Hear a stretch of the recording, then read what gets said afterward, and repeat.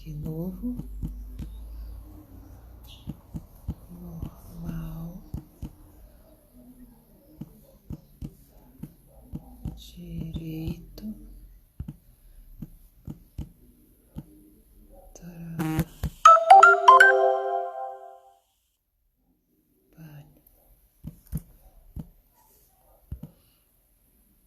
Vou botar aqui. Fixar o tema.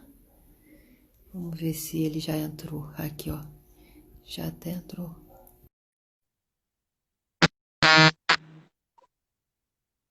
Vê se chama aqui. Pronto. Grande! Oi, cheguei. Ué, tá de pé? É tanta disposição assim pra fazer essa live? Não, tô sentadinho aqui, pô. Ah, tá sentado? Eu olhei assim e Hã? falei, gente, vamos estar até em pé. Não. Ah, Se você quiser, eu fico em pé. Eu sou um soldado. não, imagina. E aí, confrade querido? Até fixei aqui, ó. Hã? Novo normal do direito do trabalho. Tá Boa. vendo? Para o pessoal já comentar. Ó, tem gente entrando. Viu que eu botei lá no nosso grupo? Eu vi que você colocou agora lá, né? Boa. Porque é tanta live que o pessoal para se programar, aí eu vou botar em cima assim, as pessoas já veem. Bom, e aí? Então, E aí? Você que como manda. andamos de quarentena? Estamos aqui nos adaptando, né? Mas trabalhando demais, demais. Eu achei que fosse Você mais está sossegado. trabalhando mais do que antes? Mais do que eu mereço. E mais do que antes da pandemia? Mais, Sim. mais, mais, mais, mais. E com mais preocupação, né? O duro é isso, né? Porque enfim, além dos clientes com todos os problemas que a gente precisa ajudar a solucionar, tem também a casa, né? A casinha, né? Que precisa cuidar, né? E o escritório fechado, tudo. Não é fácil, É. não. Eu vi aquela participação sua do Congresso Solidário, que eram Ah, curtinhas as participações, né? Aí você falando sobre a questão do teletrabalho, que vai ser meio que um modelo novo. E eu acho que esse vai ser um dos principais legados dessa história, né? A gente também, lá no escritório, pagar condomínio, manter aquelas coisas toda, internet, cafezinho, as pessoas, aí a limpeza e tudo mais. E eu não sei, agora essa semana no Rio começa aquelas fases de retomada.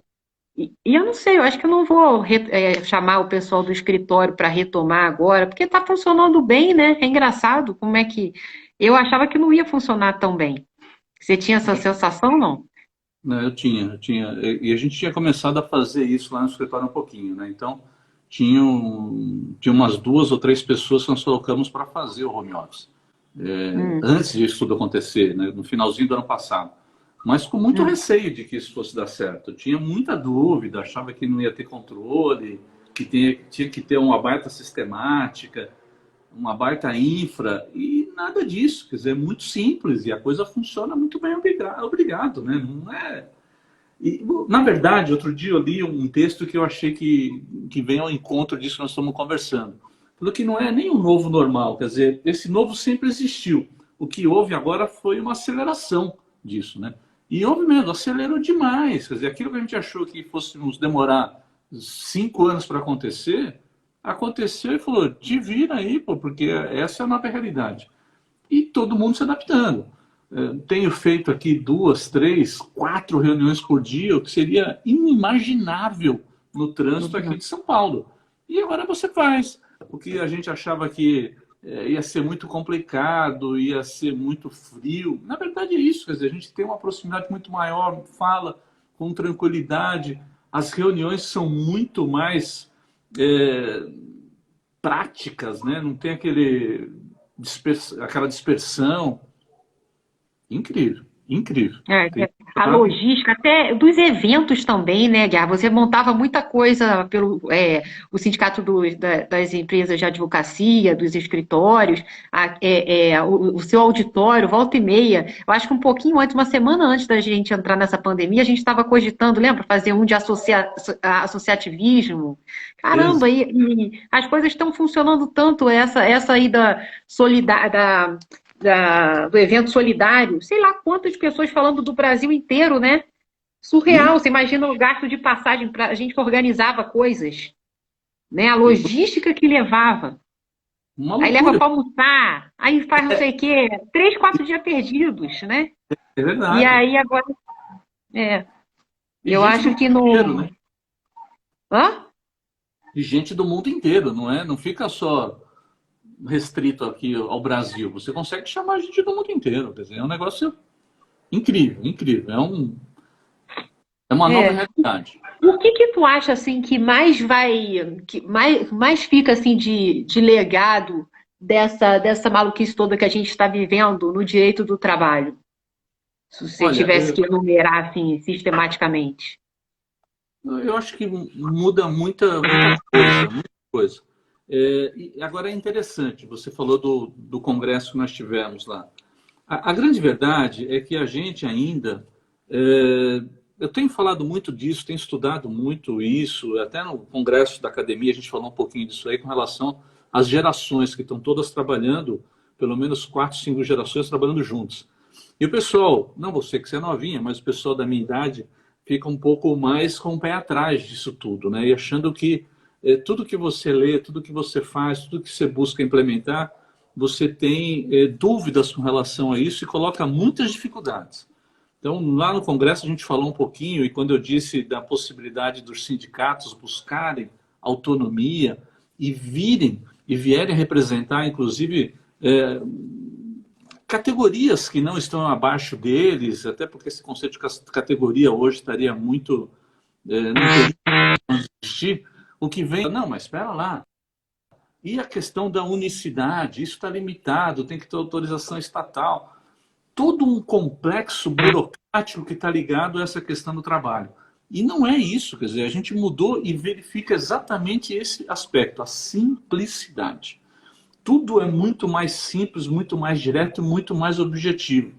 E surgem outras oportunidades, outras possibilidades de prestação de serviço que vão além da questão pura e simplesmente que nós estamos acostumados de contrato de trabalho, contrato de emprego. E é interessante, porque tem até um paradoxo disso, porque o contrato de emprego, na sua origem, ele é muito informal. Tanto é que ele consegue surgir mesmo sem a própria vontade das partes, de modo tácito. Mas nós, estudantes do direito, juristas, seja o nome que você queira colocar, a gente começou a burocratizar tudo isso. Ficou muito burocrático e muito difícil. E eu acho que o momento agora é exatamente de expansão, de alteração de todos esses aspectos, dada a simplicidade e velocidade disso. E para tudo, para as relações de trabalho e para os próprios sindicatos, né? É um momento bacana para isso, né? Esse negócio de acordo para além da categoria, você já chegou a fazer? Como que seria isso? Um Ainda, sindicato. ainda não, ainda não. Hum. Mas eu tenho conversado bastante, eu faço parte da diretoria do Cinza, você sabe disso, do Sindicato de Sociedade de Advogados. E o que eu tenho conversado com eles é isso. Por que eu tenho que ter um acordo só com os advogados empregados? Será que a gente não poderia ter uma dimensão maior de representação? As cláusulas, os direitos, eles não precisam ser exatamente iguais, mas ele pode ter uma abrangência e um guarda-chuva maior. E nós estamos começando a discutir isso e verificar como é que isso para em pé no aspecto técnico-jurídico. Até porque um advogado autônomo, um advogado associado, será que ele não poderia ser representado pelo sindicato dos trabalhadores, porque ele seria associado, teria que ser pelo cinza? Não, mas como é que a gente lida com isso? É um momento realmente de você ser criativo, e não é nem criativo, é prospectivo dentro das novas demandas que você tem. Não dá para ficar pensando com a cabeça do passado, e esse é o nosso grande problema. Eu quero trazer uma solução moderna com base numa cabeça do passado. Não vai ter, é absolutamente impossível. Tem um cara que eu gosto muito dele, que não é jurista, mas é o Mia Couto. Adoro o Mia Couto. O Mia Couto fala um pouquinho em cima disso. Aliás, está num livro que eu gosto muito, que é O Mito da Unicidade Sindical, que é meu mesmo, né?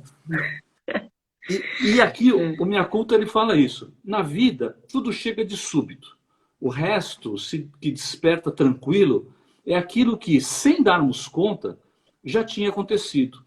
Uns deixam a acontecência emergir sem medo. Esses são os vivos. Eu acho que a gente precisa trabalhar em cima disso. Os outros se vão adiantando. Sorte é desses últimos, se vão a tempo de ressuscitar antes de morrerem.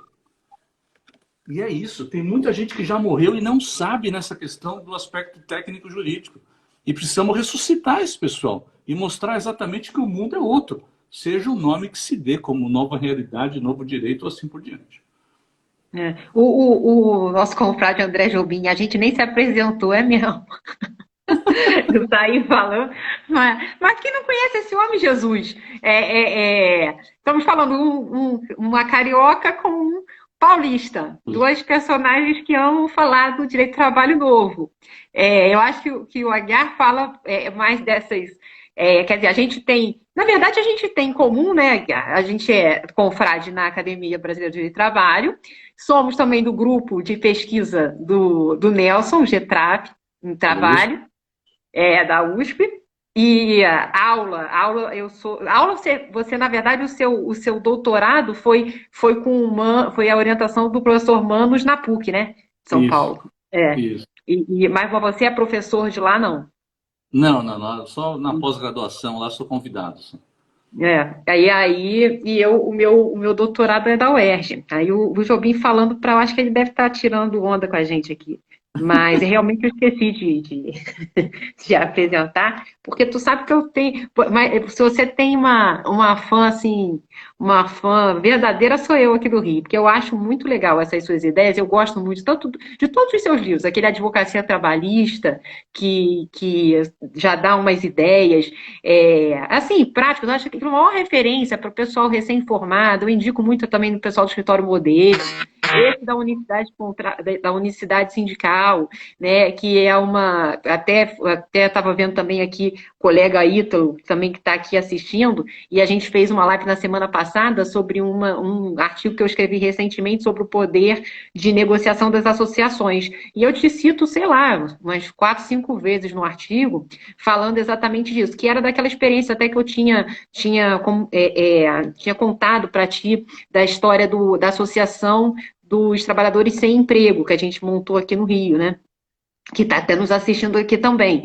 E nessa associação a gente tem feito acordos coletivos, mas no gênero acordo coletivo, não a espécie que é referida pela CLT, porque na verdade são trabalhadores associados que não têm emprego, mas que querem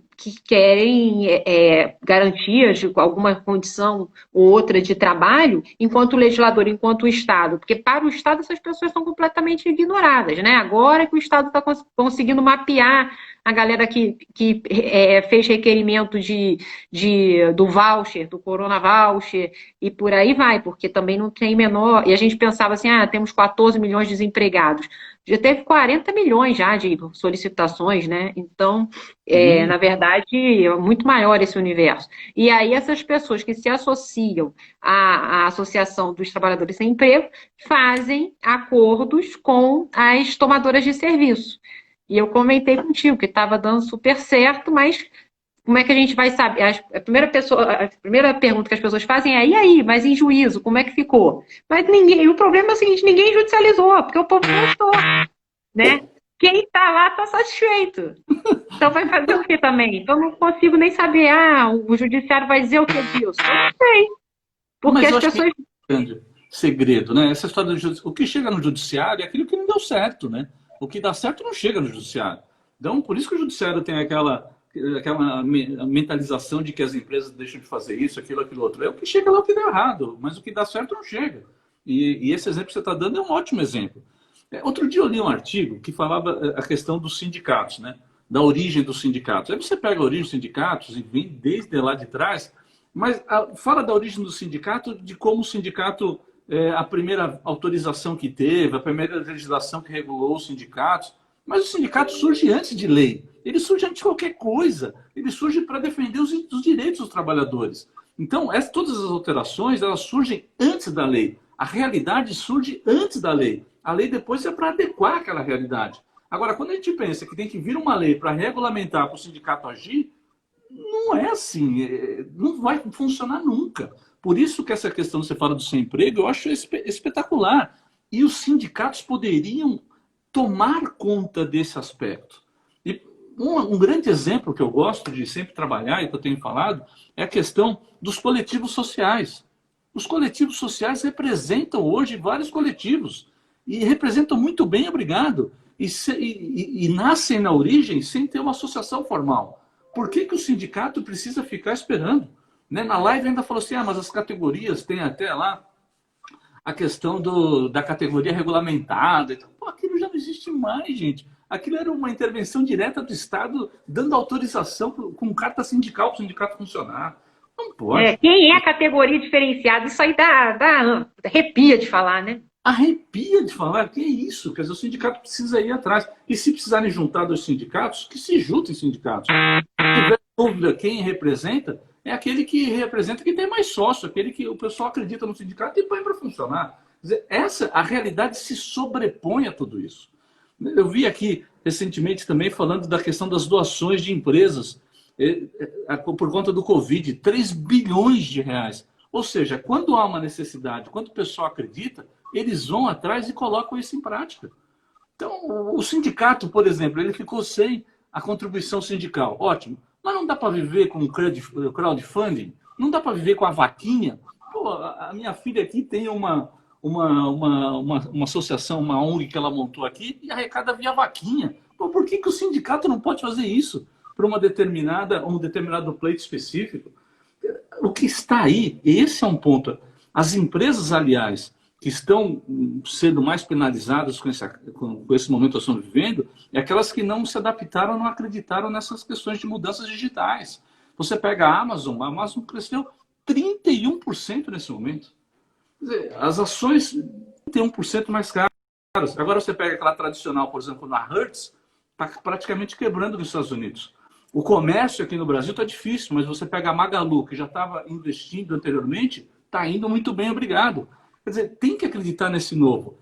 Esse novo, né, essa nova realidade, esse novo normal, ele já existia. O que fez foi acelerar isso. E aqueles que já estavam trabalhando nisso, conseguiram esse espaço. E uma das coisas que vai vir direto agora, e pouca atenção nós temos dado, é a questão da inteligência artificial. E aí os sindicatos podem trabalhar em cima disso também. Mas o que você sentiu dessa inteligência artificial? Você ficou um tempo no Vale do Silício, né? Eu fui para o Vale do Silício e vi de perto exatamente isso como funciona. Quer dizer, aí você vê que o pessoal está mais atrás disso. Mas de todas as empresas, como é que você lida com as oportunidades que tem? Hoje, o petróleo do mundo são dados. E a gente utiliza muito pouco esses dados, trabalha muito pouco com esses dados. E aí você consegue trabalhar. Então, um contrato de trabalho... Eu fico pensando nisso. E é legal, porque eu acho que a gente tem que trabalhar e falar das ideias. Até um tempo atrás, a gente ficava imaginando, eu tenho uma ideia boa, mas não falo para ninguém, senão alguém copia. É uma bobagem, porque ideia boa, se não parar em pé, não vale para nada. Mas uma das coisas é o seguinte, eu fui na Disney um tempo atrás e tem umas pulseirinhas na Disney. Com essa pulseirinha, você entra no parque, você entra no hotel, você entra em tudo, tem todos os seus dados ali. Um contrato de trabalho não poderia também ter uma pulseirinha nesse sentido? E agora, ainda mais, não precisa nem de biometria, quer dizer, não precisa nem colocar o gel na mão. A pulseirinha já seria o suficiente para você entrar na empresa, para verificar se os seus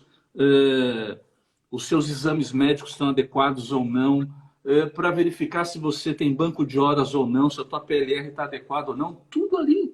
Quer dizer, por que a empresa já não trabalha em cima disso? Absolutamente barato, e você tem uma ideia da empresa como um todo. O contrato de trabalho fica muito mais transparente, que é o que a gente está vivendo nos dias de hoje. Aliás, amanhã eu vou falar lá na academia sobre exatamente isso, a economia, essa economia da transparência.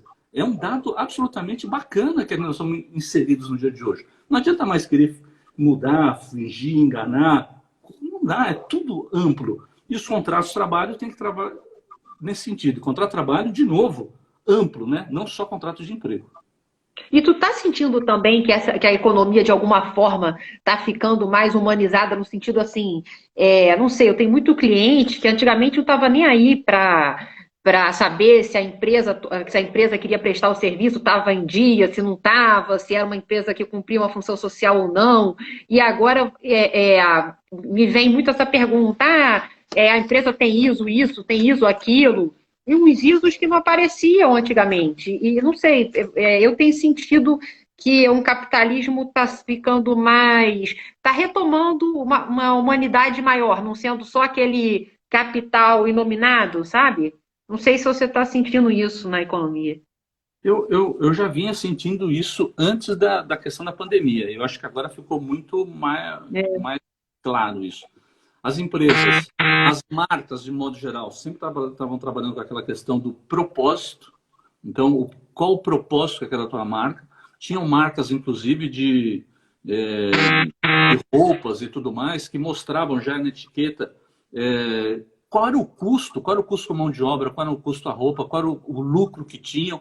Abria absolutamente tudo isso. Ah, mas vai abrir para o mercado? Não, mas o consumidor gosta, o cliente gosta daquilo e vê essa transparência.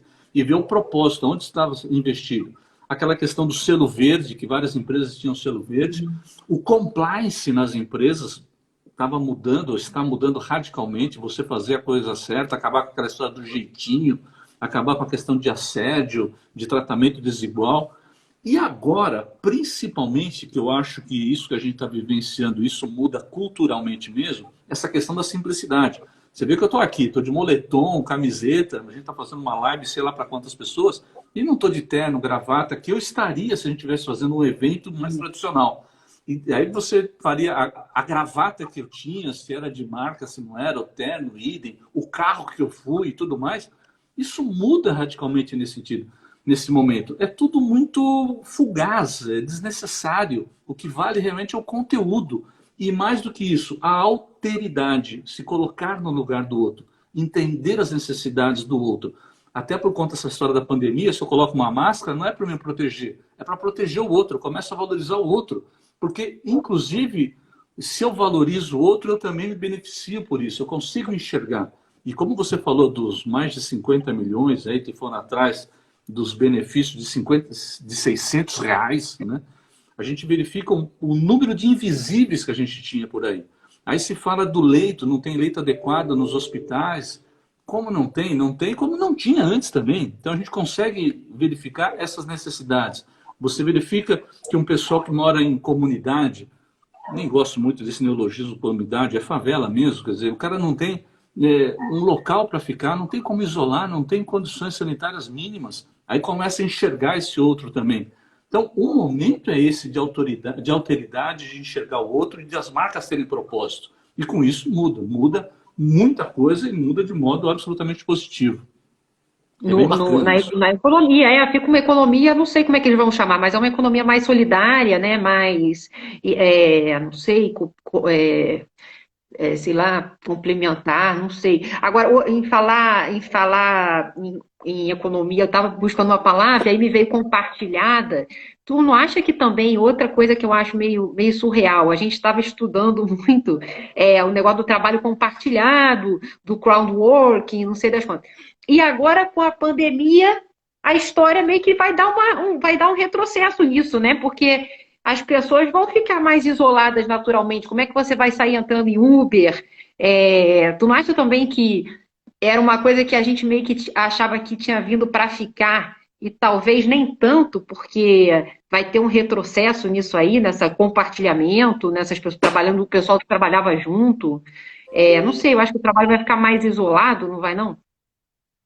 Não só o trabalho, né? Eu li aqui, sábado saiu no Estadão aqui um texto do Marcelo, eu gosto bastante dele, e ele conta Eu o também. seguinte, né, que depois da pandemia, se tivesse uma vacina, todo mundo ia querer sair de casa, abraçar os amigos, ir para o boteco, tomar uma e tal.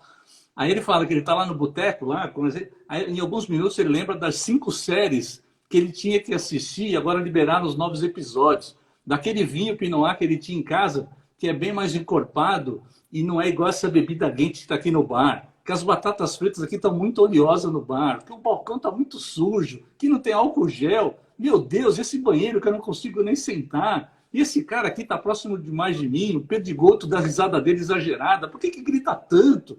E esse cheiro de cigarro.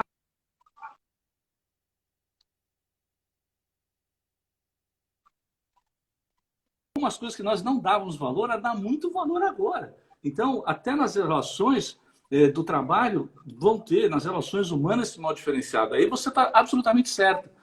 Mas as coisas mudam, Carol, mudam muito. Então, por exemplo, uma coisa que vai mudar é a história do Airbnb. Então, eu compartilhava a minha casa para você, e agora eu não vou compartilhar, porque eu nem sei de onde é, não sei se você está. E nem você vem na minha casa, porque você não sabe se eu higienizei direito e tal. Mas nos Estados Unidos surgiu agora um outro negócio muito parecido com o Airbnb para alugar casas ou escritórios por 1 hora, por 2 horas. A pessoa ela está muito fatigada de ficar em casa, não aguenta mais, ela vai para lá para descansar. Ou então para fazer uma live ou para fazer uma reunião, ela vai para lá para ficar 1 ou 2 horas. Criam-se novos negócios o tempo todo, né? É muita oportunidade. E um grande exemplo disso tudo são essas startups, que elas trazem ideias novas a todo momento. E aí a gente tem que trabalhar em cima disso. E não dá para ficar com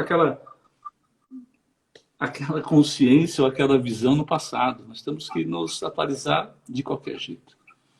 E agora, a outra. Eu estou vendo aqui os comentários, o meu filho entrou e falou assim, oi mãe, tudo bem? Quer dizer, como é que pode isso, né? Então, é o Aí a máximo isso. outra já comentou aqui, melhor mensagem, mãe, tudo bem?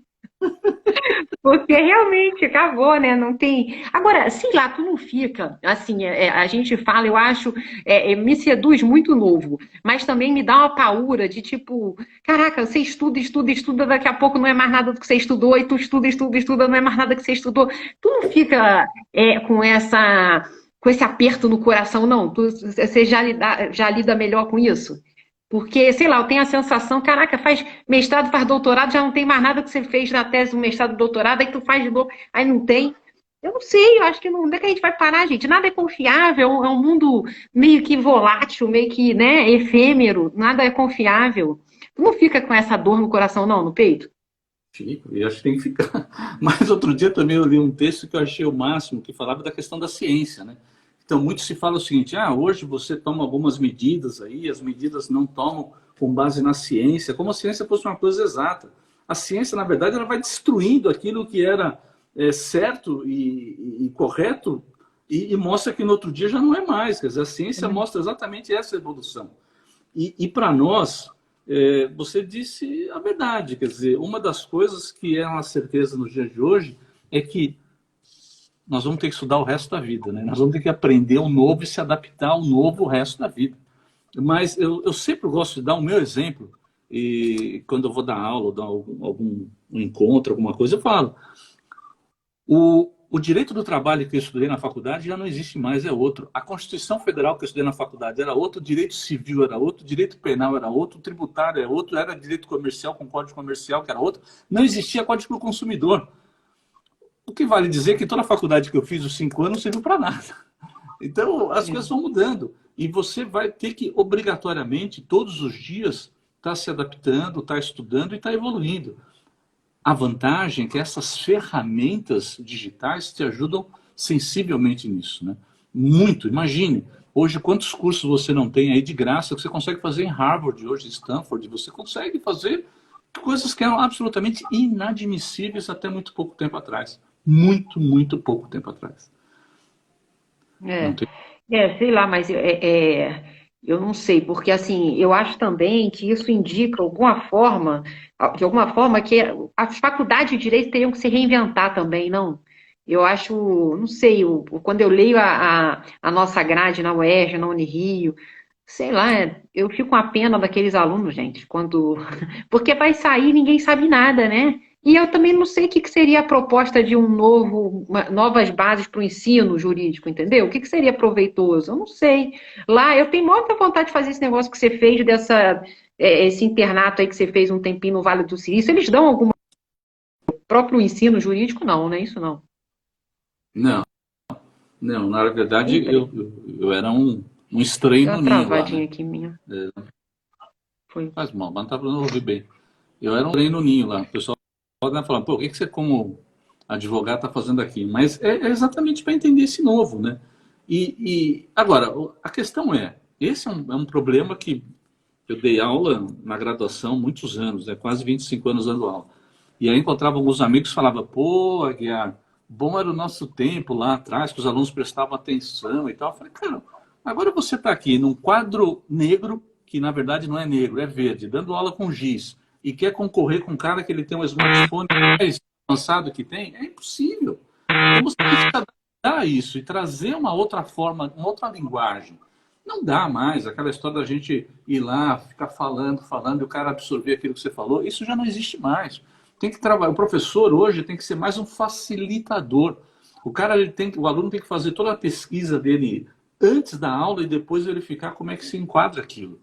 E o professor trabalha nessa como um facilitador mesmo, ajudando ele a trazer as soluções e não simplesmente chegando e falando assim, essa é a minha verdade, entenda isso. Não funciona. Eu tive aula na USP, fiz pós-graduação na USP, não vou falar por questões de educação, até porque o meu professor já morreu e não poderia se defender, mas chegava, falava e depois perguntava, você entendeu o que eu falei? Aí você repetia literalmente e falou, excelente, você é um brilhante aluno. Né? E se você mudava as palavras, falava, você não entendeu. Mas não é assim, não pode ser assim, eu não sou o dono da verdade. Eu tenho que simplesmente ajudar o próprio aluno a buscar soluções. É um baita desafio, é uma coisa totalmente diferente. E não dá também para ficar com essa grade de 1900 e bolinha. Quer dizer, mudou tudo, né? Mas aí a sensação que eu tenho é, o aluno não está preparado para... Quando você fala, os sindicatos têm que reinventar, não sei o quê. Quando a gente conversa com o sindicato, é tão raro, o cara está na mesma caixa, na mesma idade que você. Eu acho que assim, o pessoal que está à frente dos sindicatos hoje no Brasil não acompanham isso. O alunado não acompanha isso. Então fica uma guerra, né, da modernidade contra o retrocesso, que você não consegue dar uma guinada, dar uma puxada para frente. Então não tem essa sensação, não?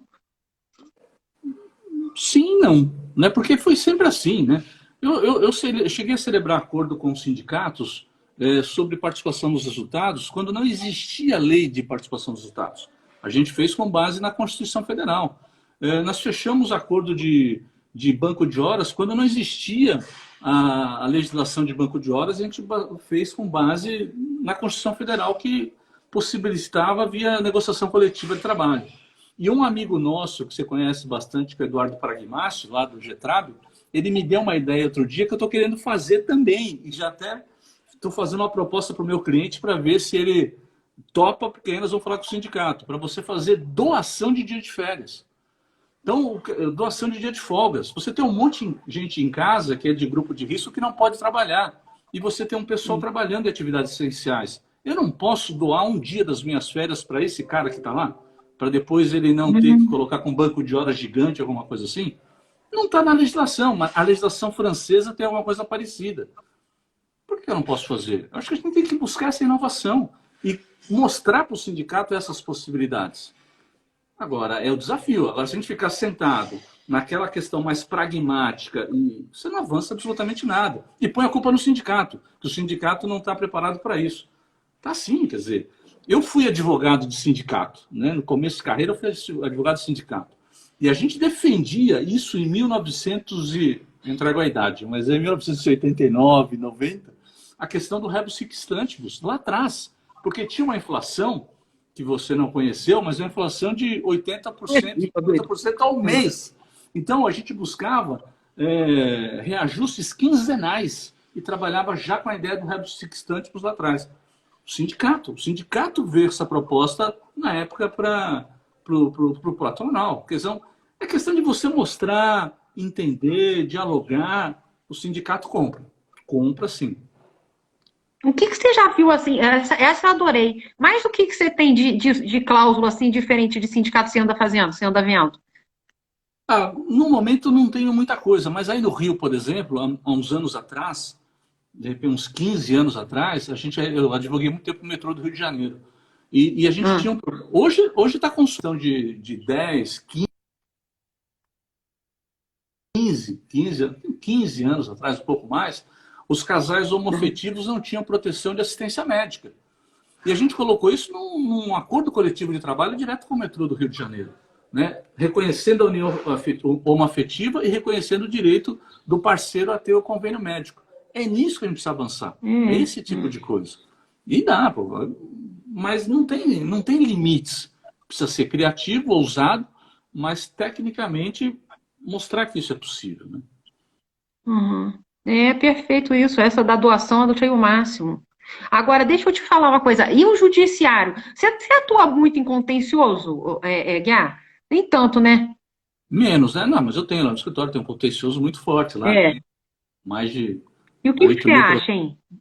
Ah, mas, de novo, essa questão do contencioso, gosto muito de ir no contencioso quando a coisa já está bem adiantada para a gente tentar fazer um acordo no contencioso, né? Principalmente nas ações mais complicadas, né? Ações coletivas e assim por diante. É, é questão de realmente mostrar. É isso que a gente está fazendo, esse bate-papo que a gente tem tido aqui.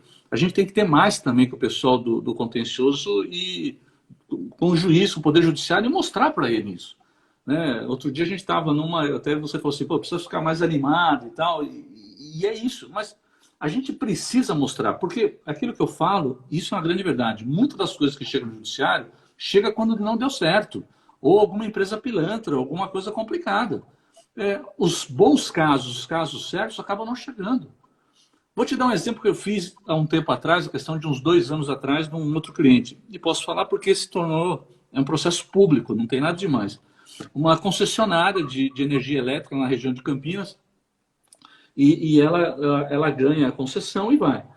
A empresa antiga, que era uma empresa estatal, tinha vários contratos com vários penduricalhos, tinha um passivo gigante. E a gente aprendeu a vida inteira sobre sucessão trabalhista. Então, é o nítido caso de sucessão trabalhista. Sucessão trabalhista. O sindicato, lá pelas tantas, pede determinado direito, aí eu falo que não cabe, a gente tem um processo discutindo no dissídio coletivo de natureza econômica, mas ele entra com uma ação em primeiro grau. Na ação de primeiro grau, eu vou lá e apresento uma defesa dizendo que não cabe, que o juiz, a competência originária é do segundo grau. A juíza fala assim, eu acho que você tem razão, mas eu quero conciliar esse processo. Eu falei, você topa conciliar? Ela falou, topo. Então fomos. Então eu fiz várias rodadas de negociação, foram 8 rodadas, via audiência trabalhista. No final, nós chegamos a um acordo em que a empresa que eu estava representando, que tinha ganho a concessão, ela disponibilizou empregos para aqueles empregados da outra empresa estatal que viessem a trabalhar para ela, como empregados novos. Não tinha sucessão trabalhista. E isso fica colocado.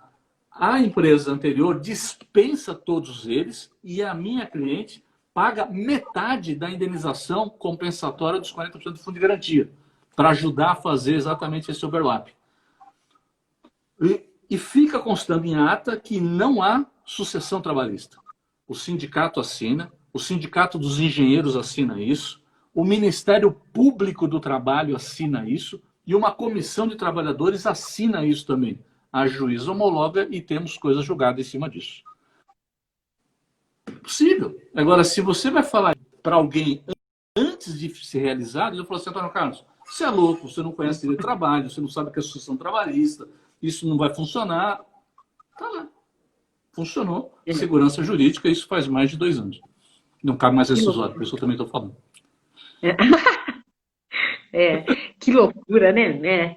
Mas eu acho que, mas mesmo assim, também tu pegou, é porque também você tem habilidade acima do normal e pegou uma juíza também que está nessa vibe. Agora, você vê, eu acho o judiciário trabalhista que representa negócio de, sei lá, ficar perguntando o que é que vai homologar dos acordos extrajudiciais, enfim, que desconstrói acordo por conta da pandemia, por iniciativa própria.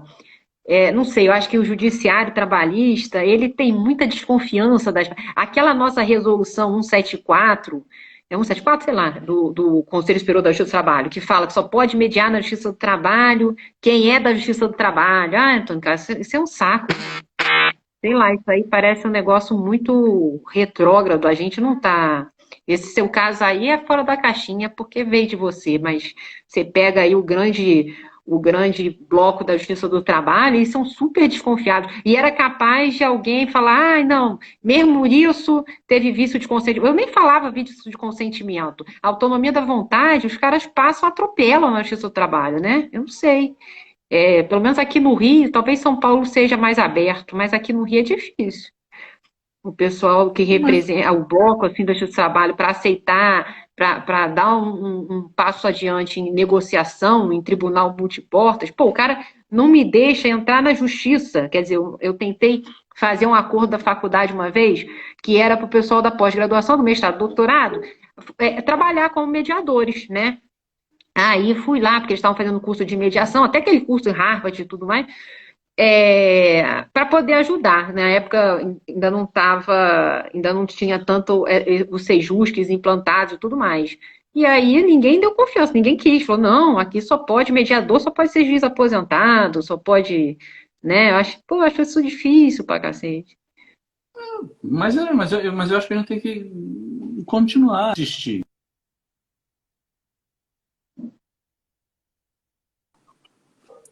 O tesão tá aí, quer dizer, e você buscar essas soluções o tempo todo. Não dá para você parar, né? E simplesmente achar. Porque é difícil mesmo.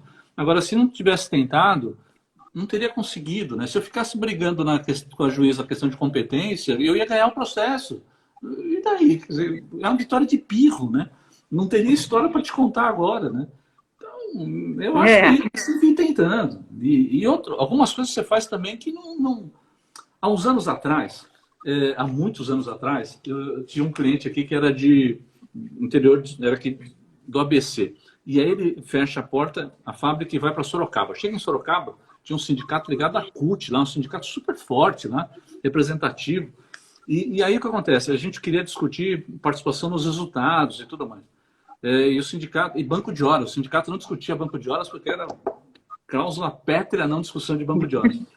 A gente acabou discutindo lá uma participação dos resultados que o empregado podia levar para casa até 30% do resultado da empresa. Aí você fala, pô, mas 30%? Isso é louco, né? Não, é que a empresa vinha um prejuízo gigante nos últimos anos, quer dizer, se desse lucro ia ser maravilhoso, o sindicato topa fazer isso. E a questão do banco de horas, a gente colocou lá reorganização do horário da jornada de trabalho especial e tal, que não era banco de horas, mas na prática era. O acordo foi feito e protocolado e tal. Mas no final ele foi feito em inglês, bicolunado, em inglês e português. O sindicato assinou e foi para a Alemanha. O presidente da empresa ganhou, inclusive, uma promoção porque ele tinha um acordo que era um dos melhores acordos do Brasil, com todas as cláusulas possíveis e imagináveis, e ainda tinha renovação automática, de 2 em 2 anos. Nunca foi discutida a validade desse acordo. Nós estamos falando uma coisa que aconteceu há 20 e nunca poucos foi. anos atrás. Então, é isso que precisa colocar. O sindicato topou, fez, a empresa colocou. Tem que inovar. É. Não adianta para ficar parado. Dá certo. Esse papo foi, sei lá, um evento que eu participei foi sábado, e o meu tema era indisponibilidade dos direitos trabalhistas. Meu Deus, deu até uma travadinha aqui. Você fala o negócio até trava. Oi. Internet. Mas isso, mas isso, nossa, essa discussão é uma discussão, eu vou te falar, né? É jurássica, né? E É aí jurar. a gente estava falando justamente cláusulas, convenções processuais em acordos coletivos. Tem uns acordos coletivos que a gente firmou, e aí colocava assim, olha, se tiver se alguém for para juízo, o ônus da prova vai ser sempre do empregado. E aí, então, depois de ter assinado o acordo, o sindicato, então, ele entra em juízo para falar que é um absurdo, que isso feriria uma cláusula pétrea constitucional. Ah, gente, tinham várias outras coisas boas, entendeu? Para os sindicatos. E aí e era a discussão, se poderia, se não poderia, convenção processual, a própria instrução normativa 39 do TST fala que não cabe convenção processual, quanto mais você fazer uma convenção processual em sede de acordo coletivo. Então, mas se o judiciário não bater, isso ainda não se sabe a resposta ainda, mas a minha impressão é que se o judiciário anula, eu acho que vai tirando a credibilidade desses atores sociais, eu acho que vai, sei lá, vai retraindo um pouco a evolução, né, das coisas, a evolução melhor das coisas, a autonomia das pessoas. Mas tem muita historinha triste, assim, com base nesse negócio de indisponibilidade, o que não é disponibilidade, e aí se você toma que o direito do trabalho estaria encapsulado numa espécie de tudo sendo protegido, né? Eu acho que você perde muito em termos de jogo de cintura, de possibilidade de avanço.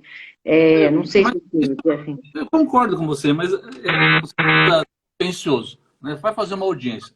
Você senta à mesa na primeira audiência, o juiz fala assim, tem acordo? Ele não É, leu a inicial, ele não leu a defesa, ele não sabe do que se trata. Aí você fala, tem, eu quero 10 mil reais. Aí do outro lado você fala assim, imagina, eu ofereço para você 2 mil reais no máximo.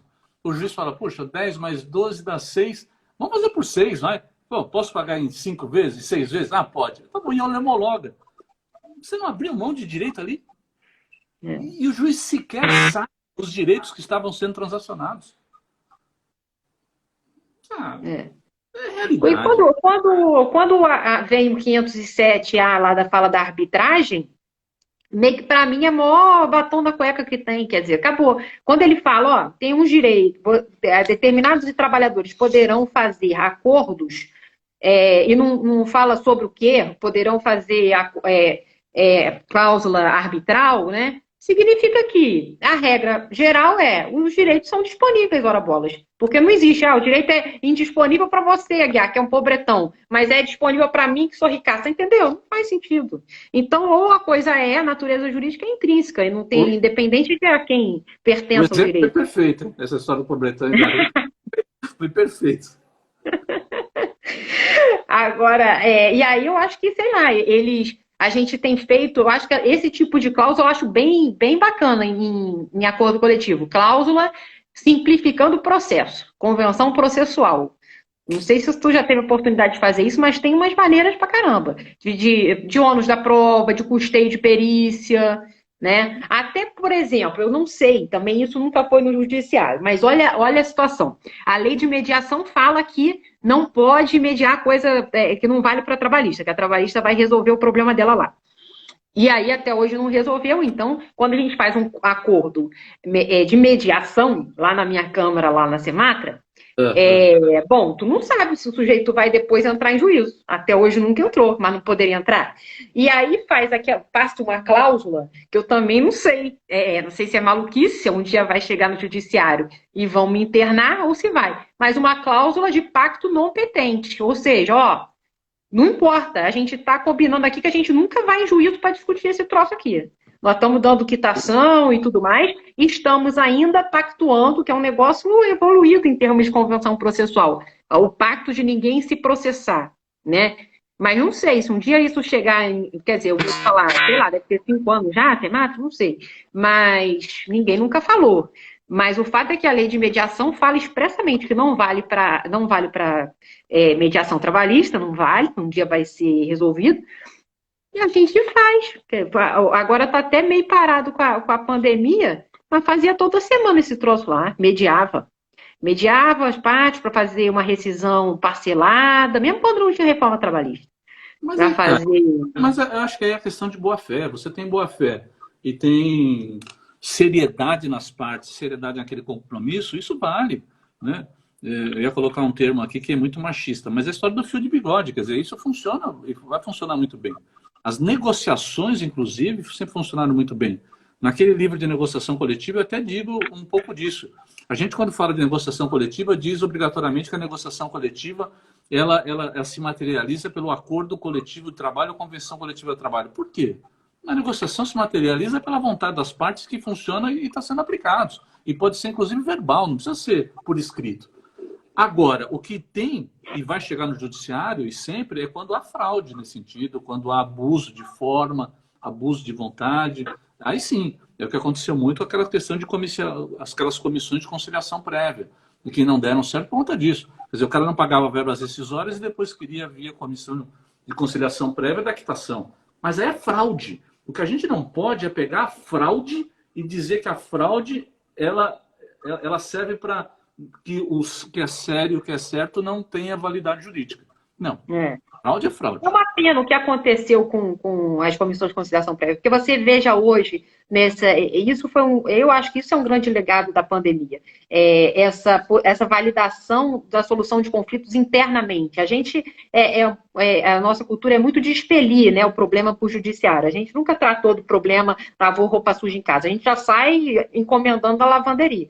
Então, agora, né, quando você fala de acordos individuais na MP 927, né, de você fazer vários acordos para suspender, para reduzir jornada com salário na 936, isso tudo eu acho que você começa a dar algum sentido no 510A da CLT, quando fala de representação interna, talvez, né, do artigo 11 da Constituição, que a gente nunca levou a sério, mas a gente pode...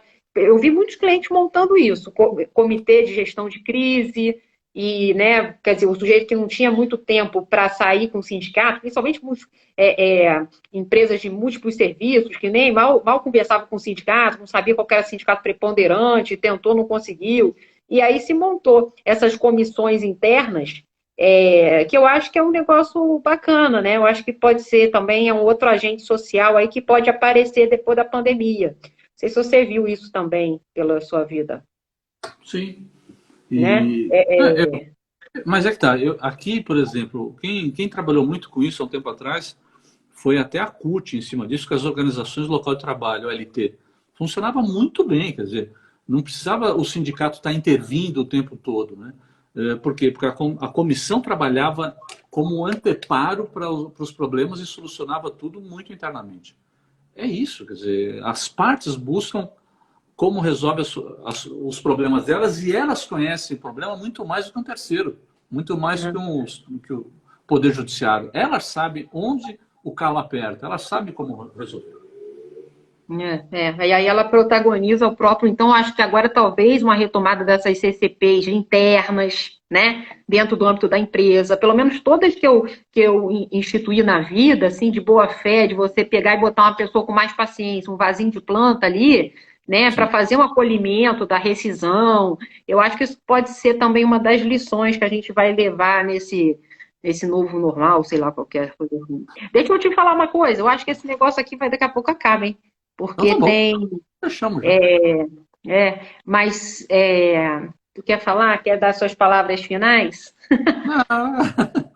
Não, eu quero sim. Eu quero sim, ó. Já que eu vou aproveitar e ler um outro grande jurista aqui chamado Guimarães Rosa.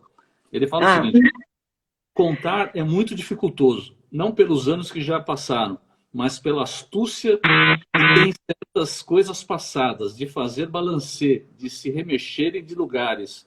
O que eu sei, o que eu falei exato foi, mas teria sido, agora acho que nem são. São tantas horas de pessoas, tantas coisas em tantos tempos, tanto miúdo recruzado, a vida inventa.